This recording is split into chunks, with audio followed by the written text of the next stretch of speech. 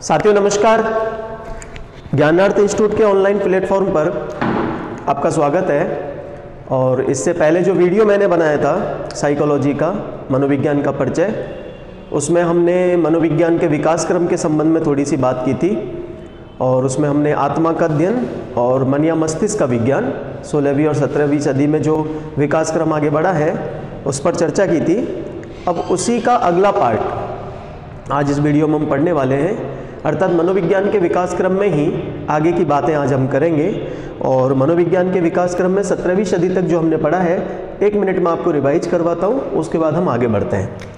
हमने शुरुआत की थी साथियों आत्मा के अध्ययन से, क्योंकि मनोविज्ञान की जब उत्पत्ति हुई दर्शन शास्त्र से, तो 16वीं सदी में ये कहा गया मनोविज्ञान आत्मा का अध्ययन करता है। और अरस्तु, प्लेटो, देकार्त ने ये बातें कही थी कि मनोविज्ञान का संबंध आत्मा से है। लेकिन बाद में इस मत का खंडन हो गया, क्योंकि आत्मा को स्पष्ट रूप में कोई बता नहीं सकता, आत्मा का उल्लेख नहीं कर सकते और आत्मा कैसी होती है इसकी कोई जानकारी नहीं दे सकते, इसलिए इस मत का खंडन हो गया। फिर हमने दूसरा स्टेप पढ़ा था मन या मस्तिष्क का विज्ञान। मन मस्तिष्क का जो कहा गया था वो मन मस्तिष्क का 17वीं सदी की अवधारणा थी। 17वीं सदी में पैम्पानोजी ने कहा मनोविज्ञान का संबंध मन या मस्तिष्क से है, लेकिन आगे चल के इस मत का भी खंडन हो गया, क्योंकि मन की स्पष्ट संरचना की जानकारी नहीं है और मस्तिष्क में चलने वाली बातों को देखकर नहीं जान सकते, इसीलिए इस मत का भी खंडन हो गया। साथियों जैसे आप जानते हैं 18वीं सदी में मनोविज्ञान में कोई विकास क्रम, मनोविज्ञान के विकास क्रम में कुछ बातें आई नहीं, या 18वीं सदी में मनोविज्ञान में कुछ जुड़ा नहीं, या 18वीं सदी में मनोविज्ञान में विकास क्रम आगे नहीं बढ़ा। इसीलिए 18वीं सदी को मनोविज्ञान के क्षेत्र में डेप्थ एज कहा जाता है, अर्थात अंधकार का युग कहा जाता है। अंधकार का युग कहते हैं, अंधकार युग के नाम से जाना जाता है। इसीलिए 18वीं सदी को हम छोड़ देते हैं, अर्थात क्योंकि कोई विकास क्रम आगे बढ़ा नहीं और कुछ खास प्रोग्रेस साइकोलॉजी ने नहीं की 18वीं सदी में, इसलिए हम सीधे पहुंचते हैं 19वीं सदी में। और 19वीं सदी में हमको पढ़ने को मिलता है मनोविज्ञान चेतना का विज्ञान है। ऐसे मनोविज्ञान चेतना का विज्ञान है, ये 19वीं सदी की अवधारणा है। 19वीं सदी में कहा गया मनोविज्ञान का संबंध ना तो आत्मा से है ना ही मन मस्तिष्क से है, मनोविज्ञान का संबंध पूर्णतः चेतना से है। मनोविज्ञान का संबंध चेतना से है, ऐसा कहने वालों में जिन विद्वानों के नाम आते हैं उनमें सबसे बड़ा नाम है विलियम जेम्स का, उसके बाद William Wundt, James Wood, James Sully, ठीक है। इसके अलावा टिचनर और वाइब्ज, ये सब कहते हैं मनोविज्ञान का संबंध चेतना से है। चेतना से तात्पर्य क्या होता है? अक्सर हम पढ़ते हैं चेतना से तात्पर्य होता है जागृत अवस्था। चेतना का तात्पर्य या चेतना से तात्पर्य जागृत अवस्था नहीं होता है, चेतना का संबंध जागृत अवस्था से होता है। हमको यही छोटी छोटी जो गलतियां हम करते आ रहे हैं शुरू से पढ़ते समय, और पढ़ाने वाले भी इस ओर ध्यान नहीं दे रहे, वो जो उन्होंने जहाँ से भी पढ़ा होगा उस तरह की चीज़ें पढ़ के आपको पढ़ा रहे हैं। चेतना का संबंध जागृत अवस्था से है, चेतना का अर्थ जागृत अवस्था नहीं होता है। तो चेतना का अर्थ क्या होता है ये हमको बताया था विलियम जेम्स ने। चेतना शब्द का उल्लेख जिस व्यक्ति ने किया उसका नाम है विलियम जेम्स। विलियम जेम्स ने एक पुस्तक लिखी और पुस्तक का नाम है प्रिंसिपल्स ऑफ साइकोलॉजी। इन्होंने इस प्रिंसिपल्स ऑफ साइकोलॉजी में चेतना के बारे में बताते हुए कहा कि चेतना का संबंध जागृत अवस्था से होता है, लेकिन चेतना का अर्थ होता है वर्तमान में ज्ञान की स्थिति, वर्तमान में ज्ञान की स्थिति अथवा वास्तविक परिस्थिति का ज्ञान। मैं आपसे 10 प्रश्न पूछता हूं, आप 10 में से 5 प्रश्नों के जवाब देते हैं तो आपकी चेतना 50% ही है, क्योंकि अगर चेतना का अर्थ जागृत अवस्था होता तो आप एग्जाम में जाग करके बैठते हैं, पूरी जागृत अवस्था में बैठता है, तब भी आप 100% सॉल्व नहीं कर पाते, सारे क्वेश्चन आप हल नहीं कर पाते। क्यों? क्योंकि वो आपकी चेतन अवस्था का भाग नहीं है, इसलिए। तो चेतना का अर्थ जागृत अवस्था नहीं है, चेतना का संबंध जागृत अवस्था से है। चेतना का अर्थ होता है, क्या होता है? वर्तमान में ज्ञान की स्थिति या वास्तविक परिस्थिति का ज्ञान। आप एक कमरे में सो रहे हैं, चोर आते हैं, सामान चुरा के ले जाते हैं। थोड़ी देर बाद मैं आता हूं, मैं आपको जगाता हूं, मैंने कहा ये सामान कहाँ गायब हो गया? आपने कहा भैया हम तो सो रहे थे, मतलब आप अचेतन थे। अगर चेतन होते तो आपको वास्तविक परिस्थिति का ज्ञान होता, उस समय में क्या घट रहा है तत्कालीन घटना की जानकारी होती। इसीलिए चेतना का संबंध जागृत अवस्था से है, लेकिन चेतना का अर्थ होता है वर्तमान में ज्ञान की स्थिति, अर्थात या फिर वास्तविक परिस्थिति का ज्ञान। अब चेतन अवस्थाओं का, चेतना जो है इसका आगे क्या होता है, कैसे किन किन चीजों से इसका संबंध होता है, उसके बारे में विलियम वुंट ने बताया है। चेतना का संबंध भाव, कल्पना, प्रतिमा और संवेदना से होता है। चेतना का संबंध किससे जोड़ा है विलियम वुंट ने? भाव, कल्पना, प्रतिमा, संवेदना। भाव क्या होते हैं? दूसरों के दुख को देखकर या अपने अंदर जो फीलिंग्स उत्पन्न हो रही हैं, किसी खुशी की बात को महसूस करके या दुख की बात को महसूस करके, वो भाव है। और खुशी की बात है या दुख की बात है, ये कब महसूस होगा? जब हम चेतन अवस्था में होंगे। कल्पना, इमेजिनेशन, किसी भी चीज के बारे में सोचना, काल्पनिक क्या कहते हैं, चिंतन करना, कल्पनात्मक चिंतन करना, ये तभी पॉसिबल है जब हम चेतन अवस्था में होंगे। प्रतिमा, प्रतिमा से मतलब होता है कंसेप्ट, एक तरह से अवधारणा, संप्रत्यय, जो हम अपने अनुभवों के आधार पर किसी व्यक्ति वस्तु के बारे में बना लेते हैं। फिर है संवेदना, किसी के साथ कोई घटना घट जाती है, हम संवेदना व्यक्त करने जाते हैं, लेकिन संवेदना व्यक्त कब करते हैं? जब हमें वास्तविक परिस्थिति की जानकारी हो गई, ये होती है कि यहाँ पर कोई दुखद घटना घटी है। इसका मतलब विलियम वुंट कहते हैं चेतना का संबंध होता है भाव, कल्पना, प्रतिमा, संवेदना से।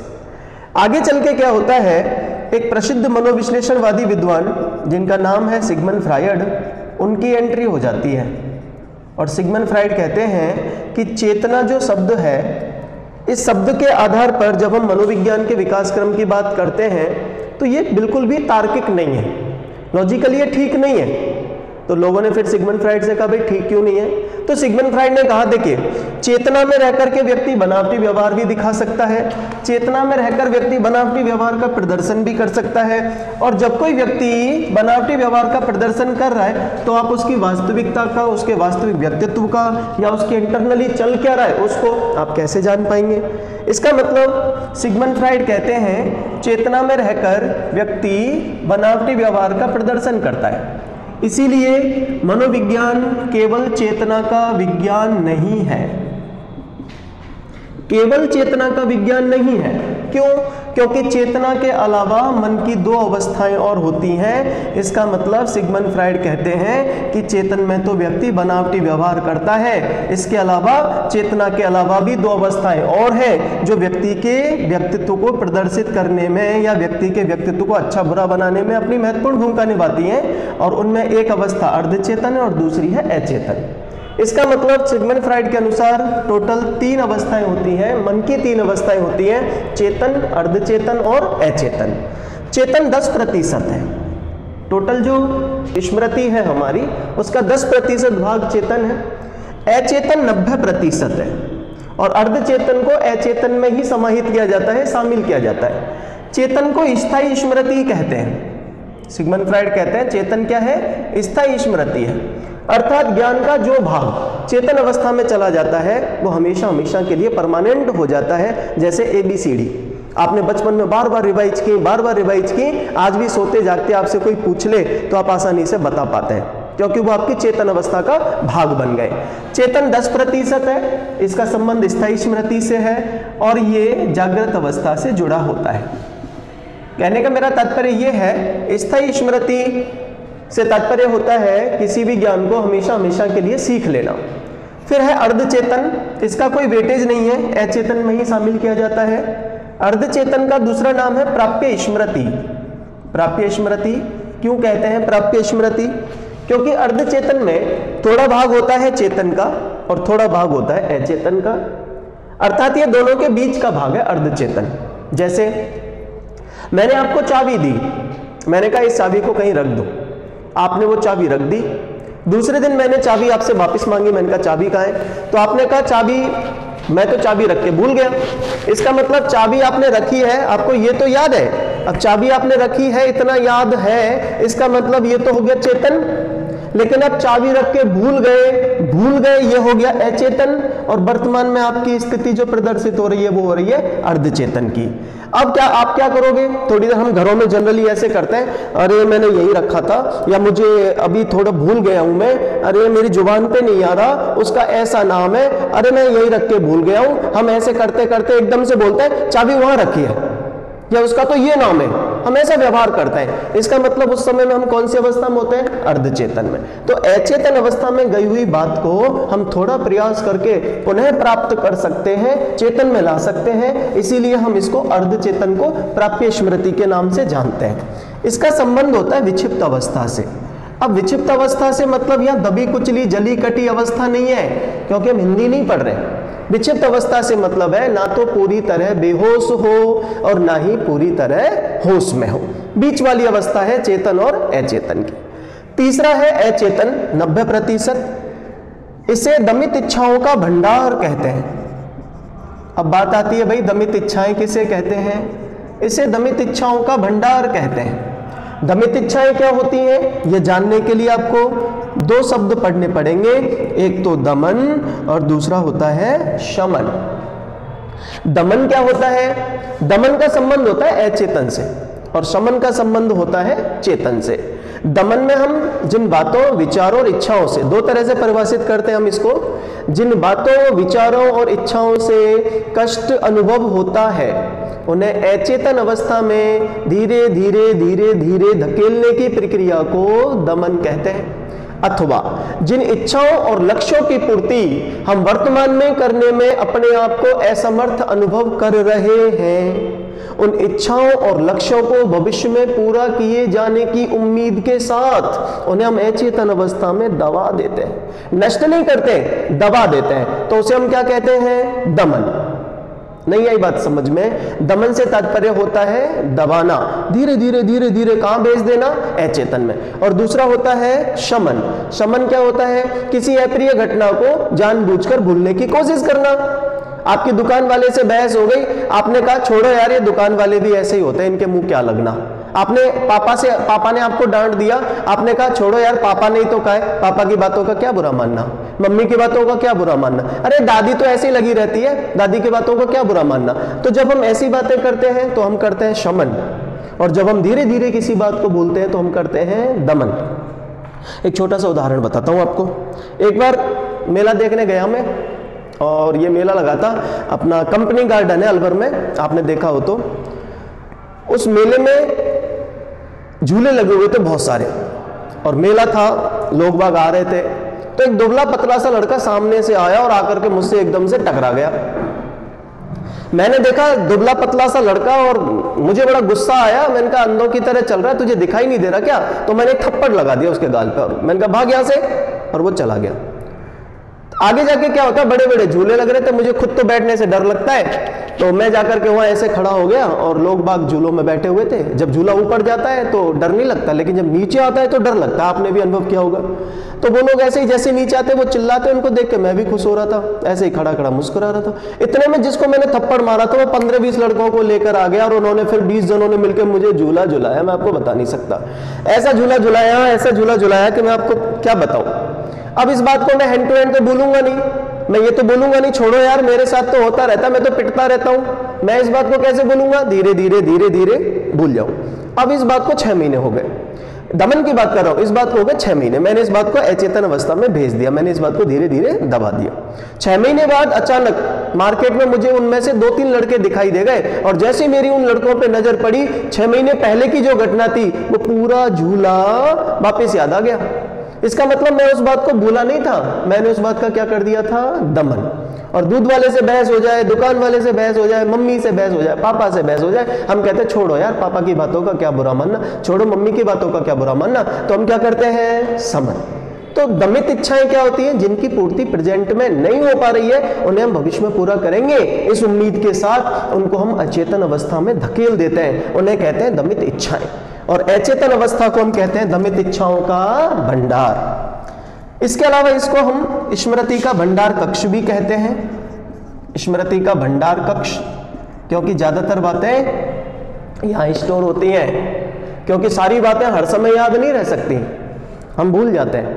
क्योंकि हर समय हर चीज याद रहेगी तो हमारे जीवन में कटु अनुभव भी होता है, और कटु अनुभव को हर समय याद रखेंगे तो हम डिप्रेशन में चले जाएंगे। इसलिए भूलना भी जरूरी होता है, लेकिन सारी बातें हम हमेशा के लिए नहीं भूलते, कहाँ भेज देते हैं? धीरे धीरे अचेतन में। और वास्तव में वाकई में जब दोबारा वैसी ही परिस्थिति आती है तो हमें वो बातें सारी याद आने लगती हैं। और बीए के पेपर देने जब हम जाते हैं, कई बार ऐसा होता है कि हम 1 वीक पढ़ के चले जाते हैं, कोई प्रश्न हम याद करके गए, आ गया कोई और, उसके बाद भी हम उसमें कुछ ना कुछ लिख के आते हैं। तो आपने जो कुछ भी लिखा वो कहीं से तो आया होगा, कहां से आया? वो इस अचेतन में से, वो दबा हुआ था, स्टोर हो रहा था। इसीलिए हम इसको कहते हैं स्मृति का भंडार कक्ष। ये 90% होता है, दमित इच्छाओं का भंडार कहलाता है। इसे स्मृति का भंडार कक्ष के नाम से भी जाना जाता है, और इसका संबंध होता है स्वप्न अवस्था से। सिगमंड फ्राइड कहते हैं सपनों के लिए दमित इच्छाएं जिम्मेदार होती हैं। यानी जो सपने हम देखते हैं सिगमंड फ्राइड के अनुसार वो किन की वजह से आते हैं? दमित इच्छाओं की वजह से। और सिगमंड फ्राइड ने इन तीनों अवस्थाओं की तुलना समुद्र में तैरते हुए बर्फ के पहाड़ से भी की है। उन्होंने कहा है समुद्र के तैरते हुए समुद्र में अगर कोई बाहर बर्फ का टुकड़ा पटका जाए, बर्फ का पहाड़ पटका जाए, या किसी बाल्टी में या किसी बर्तन में पानी भरकर उसमें बर्फ का टुकड़ा पटका जाए, तो जो बर्फ के टुकड़े का हिस्सा पानी के ऊपर होगा वो तो माना जाएगा चेतन, ठीक है। जो सतह को स्पर्श करेगा वो माना जाएगा अर्ध चेतन, और जो भाग पानी के अंदर रहेगा वो माना जाएगा क्या? अचेतन। इस तरह सिगमंड फ्राइड ने कहा कि मनोविज्ञान का संबंध केवल चेतना से नहीं, मनोविज्ञान का संबंध अर्धचेतन और अचेतन से भी होता है। और इसीलिए उन्होंने कहा मनोविज्ञान चेतना का विज्ञान नहीं है। आगे आपने मैकडूगल का नाम भी पढ़ा होगा। मैकडूगल ने पुस्तक लिखी आउटलाइन साइकोलॉजी, और उस पुस्तक में उन्होंने कहा चेतना बहुत ही बुरा शब्द है, और बड़े दुर्भाग्य की बात है कि इस मनोविज्ञान में शब्द का उल्लेख किया जाता है। क्यों बताया मनोविज्ञान में चेतना शब्द को बुरा? क्योंकि चेतना में रहकर व्यक्ति पूर्णतः बनावटी व्यवहार का प्रदर्शन कर सकता है, और जब बनावटी व्यवहार का प्रदर्शन करेगा तो हम उसके वास्तविक व्यक्तित्व का आकलन कर ही नहीं सकते, ठीक है। इस मत का खंडन हो गया। फिर अगला स्टेप आता है 20वीं शताब्दी में, और उसमें कहा गया मनोविज्ञान का संबंध व्यवहार से है, अर्थात मनोविज्ञान व्यवहार का विज्ञान है। ये 20वीं सदी की अवधारणा है। मनोविज्ञान व्यवहार का विज्ञान है, ऐसा कहने वालों में वाटसन प्रमुखता से आते हैं। वाटसन से पहले व्यवहार के क्षेत्र में अध्ययन की शुरुआत मैकडूगल ने की थी। मैकडूगल ने सन 1905 में व्यवहार के क्षेत्र में अध्ययन करना आरंभ किया। सन 1911 में पिल्सबरी ने मैकडूगल के कामों को आगे बढ़ाया, और इन दोनों के द्वारा किए गए कामों के आधार पर सन 1913 में वाटसन ने कहा मनोविज्ञान व्यवहार का विज्ञान है। और व्यवहार से तात्पर्य होता है वातावरण। व्यवहार से तात्पर्य आपके और मेरे बीच का सामाजिक व्यवहार नहीं है। व्यवहार से तात्पर्य होता है वातावरण, अर्थात जैसा वातावरण बच्चे को मिलता है वह वैसी ही उन्नति करता है, वैसे ही प्रोग्रेस करता है। और इसीलिए सन 1913 को मनोविज्ञान के क्षेत्र में क्रांतिकारी वर्ष की संज्ञा दी जाती है, क्रांतिकारी वर्ष की उपमा दी जाती है। वाटसन ने वातावरण का महत्व ज्यादा बताया है, वाटसन ने पर्यावरण का महत्व ज्यादा बताया है। वाटसन कहते हैं किसी भी जाति धर्म का किसी भी बच्चे के विकास में कोई योगदान नहीं होता है, पूर्णतः योगदान होता है वातावरण का। और इसीलिए मनोविज्ञान में वाटसन को पर्यावरणवादी की संज्ञा भी दी जाती है कि मनोवैज्ञानिक होने के साथ साथ ये पर्यावरणवादी भी है, वातावरणवादी भी है, क्योंकि ये बच्चे के विकास में वातावरण का ज्यादा महत्व मानते हैं। और इसीलिए वाटसन ने प्रसिद्ध कथन भी कहा है। उनका एक प्रसिद्ध कोटेशन आपने पढ़ा है, जैसे क्या है कोटेशन, देखिए, मुझे कोई नवजात शिशु दे दो, तुम जो चाहो मैं उसे बना दूंगा। कैसे बना पाएंगे? उनका मानना था कि मैं बच्चे को वैसा ही वातावरण, एनवायरनमेंट उपलब्ध कराऊंगा जैसा आप उसे बनाना चाहते हैं। तो वातावरण का महत्व बताया वाटसन ने, और वाटसन के अनुसार मनोविज्ञान का संबंध है व्यवहार से, और वातावरण से तात्पर्य होता है व्यवहार, अर्थात जैसा व्यवहार, जैसा एनवायरनमेंट, वातावरण बच्चे को मिलता है वो वैसी ही उन्नति करता है। हमने मनोविज्ञान का विकास क्रम पढ़ा। सबसे पहले हमने पढ़ा था आत्मा का अध्ययन, फिर हमने 17वीं सदी में पढ़ा मन मस्तिष्क का विज्ञान, फिर 19वीं सदी में हमने पढ़ा चेतना का विज्ञान, और 20वीं सदी में हमने पढ़ा मनोविज्ञान व्यवहार का विज्ञान है। अब मनोविज्ञान ने लगातार अपना स्वरूप बदला, तो उसको देख करके, मनोविज्ञान के बदलते हुए स्वरूप को देखकर वुडवर्थ ने कोटेशन दी, सेकंड ग्रेड में आ चुकी है। वुडवर्थ ने कहा मनोविज्ञान ने सर्वप्रथम अपनी आत्मा को त्यागा, मनोविज्ञान ने सर्वप्रथम अपनी आत्मा को त्यागा, फिर मन मस्तिष्क को छोड़ा, फिर मन मस्तिष्क को छोड़ा, उसके बाद चेतना खोई, और वर्तमान में व्यवहार का अध्ययन करता है। ठीक है, ये हमारा विकास क्रम है। महत्वपूर्ण परिभाषाएं देख लेते हैं एक बार, किस विद्वान ने मनोविज्ञान के बारे में क्या बोला है। वाटसन कहते हैं मनोविज्ञान व्यवहार का शुद्ध, सकारात्मक और निश्चित विज्ञान है। शुद्ध, सकारात्मक, निश्चित विज्ञान है। जेम्स ड्रेवर कहते हैं मनोविज्ञान व्यवहार का शुद्ध विज्ञान है, जो पशुओं के व्यवहार का, जो